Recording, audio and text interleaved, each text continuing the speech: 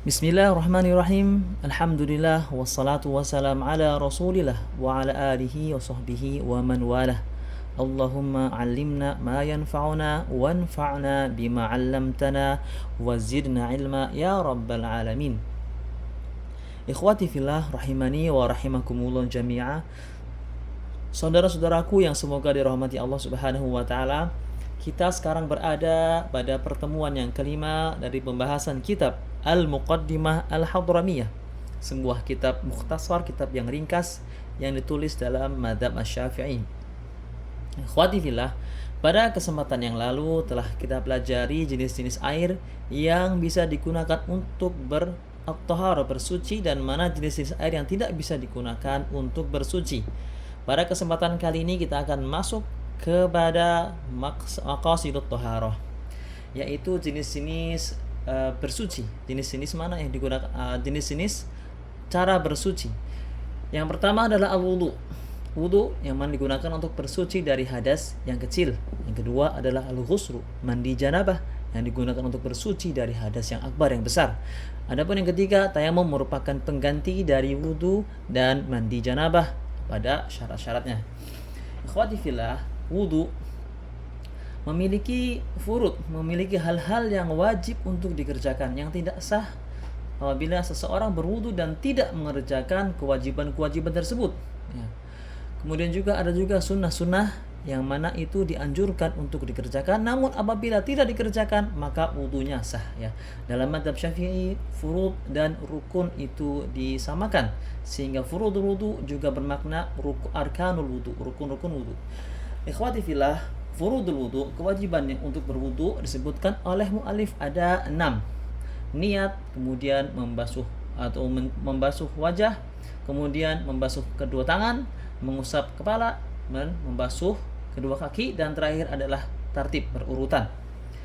4 dari kewajiban ini disebutkan oleh Allah Subhanahu wa taala dalam surat Al-Maidah, yang mana Allah Subhanahu wa taala berfirman, "Ya ayyuhalladzina amanu, idza qumtum ilas salati faghsilu wujuhakum wa aydiyakum ilal marafiq wamsahu bi ru'usikum wa arjulakum ilal ka'bain."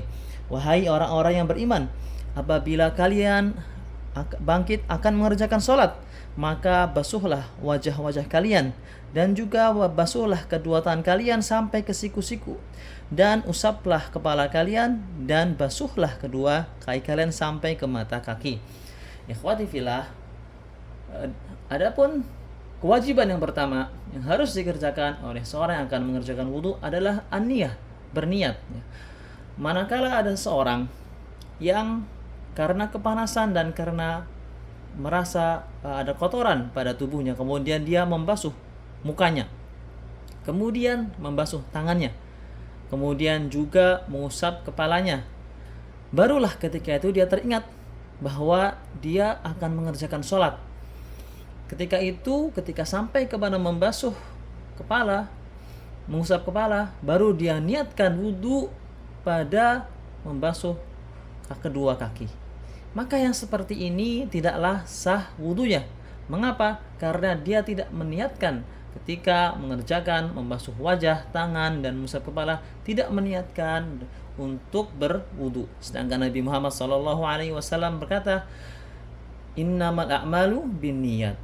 Tidak lain semua amal itu tergantung dari niatnya. Sehingga kewajiban yang pertama yang harus dikerjakan oleh seorang yang akan berwudu, yang berwudu adalah meniatkan mengerjakan itu, meniatkan apa yang akan dia lakukan untuk menghilangkan hadas atau untuk bersuci untuk mengerjakan sholat ataupun yang semisalnya. Al-mu'alif mengatakan faslun wa furudul wudu'i sittah. Fasl, dan furudul wudu, kewajiban-kewajiban wudu itu ada 6. Al-awwal niyatu rafil hadath. Yang pertama adalah niat untuk rafil hadath, menghilangkan hadas. Awit toharoti lissolati, atau dia meniatkan untuk bersuci untuk mengerjakan sholat. Au nahwi dzalika, atau yang semisalnya seperti tawaf. Inda ghuslil wajhi, kapan dia meniatkannya? Yaitu ketika dia mulai membasuh wajah, karena membasuh wajah merupakan bagian dari furud al-wudu. Furudul wudu, kewajiban-kewajiban wudu ya itu dimulai dari setelah berniat adalah membasuh wajah. Karena itu niat kapan? Itu ketika dia membasuh wajahnya. Wa yanwi salasilul bauli wa nahwuhu istibahata fardhis salati. Adapun orang-orang yang dia memiliki permasalahan pada kencingnya, dia terus-menerus keluar air kencingnya, tidak bisa berhenti, ya. Keluar sedikit demi sedikit, tetes demi tetes. Setelah dia selesai mengerjakan, setelah buang air, tetap dia air kencingnya keluar. Ataupun semisalnya seperti ya madi atau yang lainnya. Maka ini disebut oleh para ulama dengan salisul baul. Salisul baul ketika akan berwudu maka dia meniatkan untuk istibahati fardhis shalah, untuk agar diperbolehkan untuk mengerjakan kewajiban sholatnya. Karena hadasnya dia tidak hilang, dia terus menerus berhadas, maka dia meniatkan untuk mengerjakan sholat. Wa in tawaddu'a li sunnatin nawa istibahati shalah, ya. Apabila dia berwudu untuk yang sunnah, untuk mengerjakan sholat sunnah, maka dia meniatkan untuk bisa mengerjakan sholat secara mutlak. Ikhwati fillah. Kemudian kita masuk kepada pembahasan yang kedua dari kewajiban wudu, yaitu membasuh wajah. Wajah itu batasannya adalah dari tempat dari atas ke bawah, dari manabitus syar, dari tempat tumbuhnya rambut sini sampai ke dagu. Itu adalah wajah. Kemudian dari samping, dari di sini, dari tepi, dari dekat dengan telinga sampai ke sini juga. Sampai ke tepian juga. Ya. Al-mu'allif mengatakan, "Atsani ghuslul wajhi." Kewajiban yang kedua adalah membasuh wajah. Wa hadduhu ma baina manabitis sya'ri ra'sihi wa muqbili dhaqanihi wa ma baina udunaihi. Adapun batasan wajah adalah ma baina manabitis syar. Manabit syar tempat tumbuh nyawa, di antara tempat tumbuhnya rambut dan dengan di sini dengan dagunya. Wa muqbili dhaqanihi wa ma baina udunaihi, dan di antara dua telinganya, ya. Ini merupakan batasan dari wajah, ya. Maka termasuk dari anggota yang harus dibasuh adalah semua yang berada di daerah sini, daerah wajah, itu semua harus dibasuh, ya. Termasuk apabila seorang itu tumbuh rambut pada dahinya, walaupun ini sedikit, ada tumbuh rambut di dahinya, maka itu merupakan anggota yang wajib dibasuh. Dan juga termasuk harus dibasuh adalah alis, bulu mata, kemudian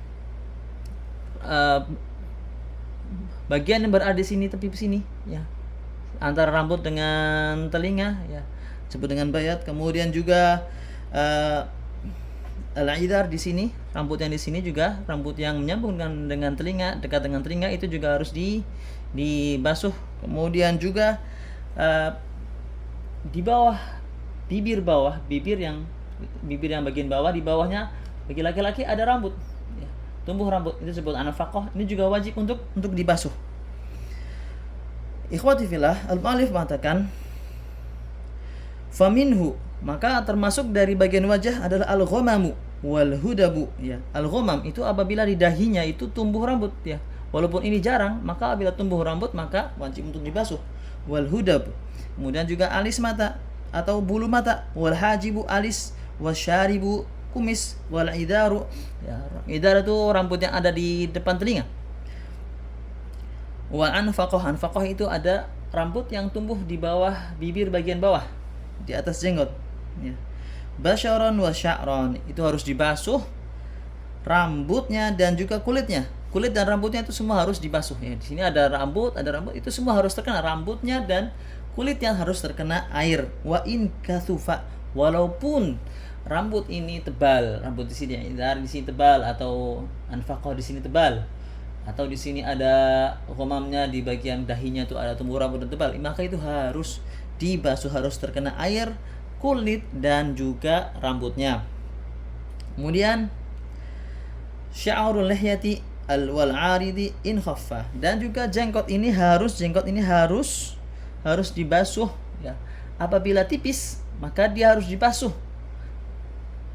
jenggotnya dan juga kulitnya. Kulit di bawah jenggot itu harus dibasuh. Kapan jenggot itu dikatakan tebal dan dikatakan tidak tebal? Apabila dari depan itu terlihat kulitnya, maka itu dikatakan tipis, maka itu harus dibasuh semuanya.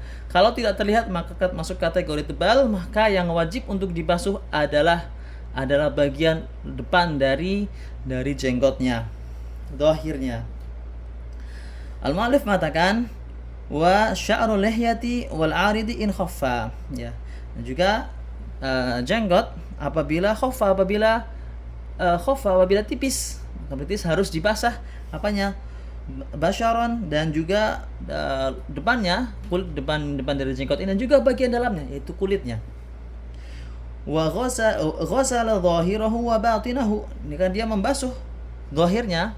Apabila tipis ya terlihat dari depan ini terlihat kulitnya, maka dia harus membasuh zahirnya, jenggotnya saat di bagian depannya, dan bagian dalamnya, batinnya itu kulitnya dan juga jenggot bagian dalamnya. Wa in kathuf ghasala dhahirahu, namun apabila jenggotnya tebal, maka yang diwajibkan bagi dia hanya membasuh bagian depannya. Yang terlihat dari depan itu yang wajib untuk dibasuh. Adapun bagian dalamnya itu hanya disunahkan saja. Ya. Wa yastahabbu takhlilul lihyatil kathati bi asabi'ihi min asfal. Dan disunahkan untuk menyela-nyela jenggot yang tebal. Ya, kalau jenggot tebal, yang wajib itu bagian depannya saja yang terlihat dari depan. Adapun bagian dalamnya itu di sela-sela, itu disunahkan untuk sela-sela dengan mengambil air kemudian dari bawah dinaikkan ke atas, itu disunahkan ya. Itu kewajiban yang ketiga yang kedua. Kemudian kita masuk ke kewajiban yang ketiga, yaitu membasuh kedua tangan sampai ke siku-siku. Membasuh ghuslul yadaini, membasuh kedua tangan sampai ke siku-siku, dan juga membasuh apa yang ada di tangan tersebut. Seperti apabila seorang memiliki di tangannya itu bulu yang tebal atau juga kuku, maka itu wajib untuk dibasuh. Al-mu'allif mengatakan ats-tsalitsu ghuslul yadaini ma'al mirfaqaini wa ma 'alaihima. Kewajiban yang ketiga adalah membasuh kedua tangan sampai al-mirfaq, sampai ke siku-siku. Siku-siku juga masuk ya. Siku-siku juga wajib untuk dibasuh, dicuci ya. Wa ma 'alaihima. Dan apabila tangan ini ada bulunya tebal, maka itu harus dibasuh juga. Baik itu maupun kukunya itu harus juga dibasuh. Oleh karena itu bagi para wanita, apabila ada kitek yang itu berkiteknya itu berasal dari lilin, seperti lilin atau yang menghalangi air itu sampai ke permukaan kuku, maka apabila akan berwudu dia harus menghilangkan dulu kitek tersebut, menghilangkan dulu kitek tersebut, kecuali itu hanya pewarna saja yang tidak menghalangi air untuk sampai ke baik itu ke kulit maupun ke kuku ya, Yang keempat dari kewajiban wudu adalah mashur ras, membasuh kepala. Dan ikhwati fillah, dalam mazhab Syafi'i yang diwajibkan di dalam wudu, yang diwajibkan adalah membasuh sebagian dari kepala. Mengapa? Karena Allah Subhanahu wa taala dalam surat Al-Maidah mengatakan wamsahu biru'usikum, dan basuhlah biru'usikum, dan basuhlah sebagian, karena ba di sini ada ba, biru'usikum, sebagian dari kepala.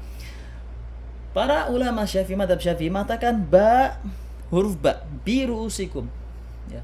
Biru'usikum, huruf ba itu untuk menyebutkan tab'idiyah, sebagian saja, tidak seluruhnya. Karena ada tambahan ba itu tab'idiyah, maka sebagian dari kepala saja yang wajib untuk dibasuh. Namun para ulama mazhab Syafi'i juga akan menyebutkan bagian sunah-sunah nanti yang disunahkan adalah membasuh seluruh kepalanya. Ikhwati fillah, al-mu'allif mengatakan ar-rabi'u mashu syai'in min basyaratir ra'si aw sya'rin fi haddihi. Yang keempat yang diwajibkan adalah membasuh sebagian dari kulit kepala, aw sya'rin fi haddihi, atau membasuh sebagian rambut pada haddihi, pada batasan kepala. Maka apabila seseorang ingin berwudu dalam mazhab Syafi'i, maka diperbolehkan membasuh rambut apabila rambut itu masih pada batasan kepala. Kalau semisal rambutnya sudah melebihi sampai sini, sampai melebihi pundak, semisal sudah melebihi, maka tidak diperbolehkan untuk membasuh rambut ini. Rambut ini diperbolehkan yang diusap dalam mazhab Syafi'i adalah yang berada di batasan kepala yang masih di atas, ya, semisal berada di sini, ya, ini diperbolehkan untuk diusap dalam mazhab Syafi'i. Walaupun yang lebih utama tentu adalah mengusap seluruh kepala agar kita keluar dari khilaf yang ada di antara para ulama rahimahullah taala. Kemudian yang kelima dari kewajiban wudu adalah membasuh kedua kaki. Al-mu'allif mengatakan al-khamisu ghuslu rijlaini ma'a ka'baini wa syuquqihima. Yang kelima adalah membasuh kedua kaki dan juga mata kakinya, wa syuquqihima. Dan juga apabila kakinya terdapat pecah-pecah di mata kaki, di tumitnya, maka dia harus membasuh pula air sampai masuk ke dalamnya. Yang keenam yang harus dikerjakan juga adalah tertib berurutan dari membasuh wajah, tangan, kepala, kaki tidak boleh terbalik-balik, ya. Al-mu'allif mengatakan as-sadisu tartibu. Sadisu adalah at-tartib. Yang keenam adalah at-tartib. Namun dikecualikan dari tertib inilah falau ghatasha sahawduhu wa in lam yamkuth. Kecualikan satu keadaan yang mana tidak harus tertib, yaitu ketika seseorang itu masuk ke dalam air, ya, seorang mencemplungkan diri ke dalam air, ya. Seorang masuk ke dalam air, maka ketika itu sahawduhu. Karena apa? Karena terjadi berurutan secara singkat, ya. Secara singkat terjadi secara berurutan, ya. Wa in lam yamkuth, walaupun dia tidak lama berada di air ini. Jadi masuk ke dalam air, maka dalam mazhab Syafi'i apabila niatkan wudu kemudian dia langsung keluar, maka tidak mengapa. Wa tajibul muwalatu fi wudu'i da'imil hadathi wa istishabun niyati hukman fala yatrukuha qabla tamamil wudu'i.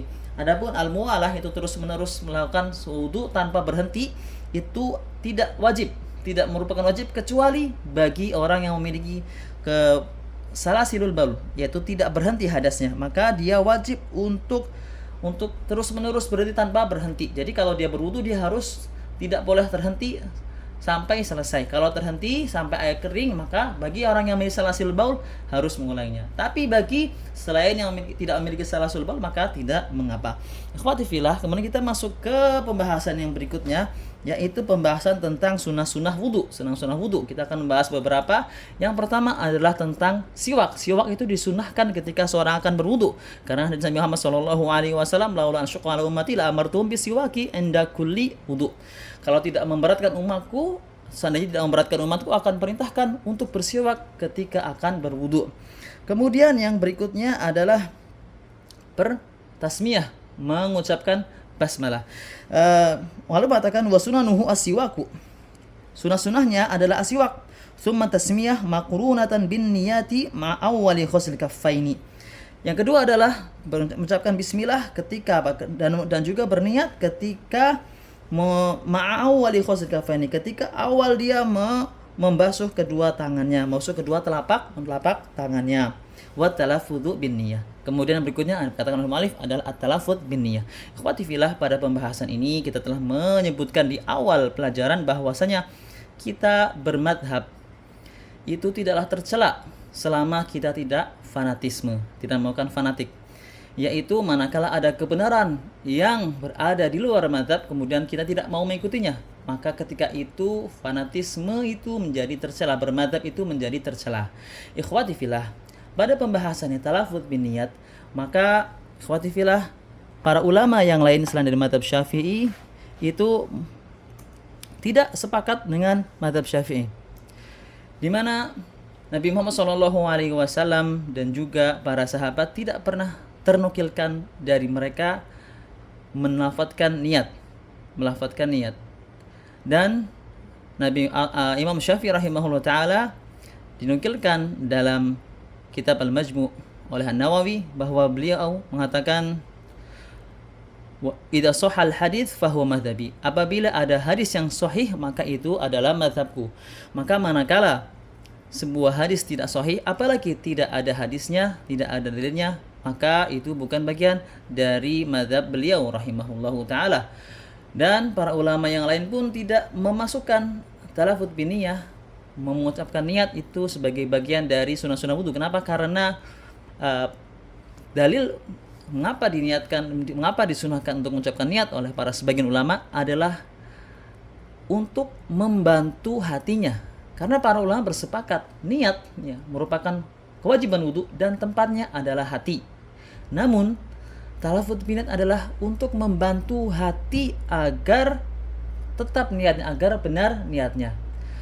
Dan ini tidak ternukilkan dari Nabi Muhammad SAW maupun para sahabat lafaz niat ketika akan berwudu. Oleh karenanya, sebagian para ulama mazhab Syafi'i seperti Abu Syuja' rahimahullah taala dalam kitab Mukhtasarnya Al-Ghaya wal Ikhtisar tidak memasukkannya dalam sunnah-sunnah wudu. Dan juga Imam An-Nawawi rahimahullah taala dalam kitabnya Al-Minhaj tidak memasukkannya dalam sunnah-sunnah wudu. Maka khairul huda Muhammadin sallallahu alaihi wasallam, sebaik-baik petunjuk adalah petunjuknya Nabi Muhammad sallallahu alaihi wasallam. Kiranya itu yang bisa disampaikan pada kesempatan kali ini. Wassallallahu ala nabiyina Muhammad wa ala alihi wa sahbihi ajma'in.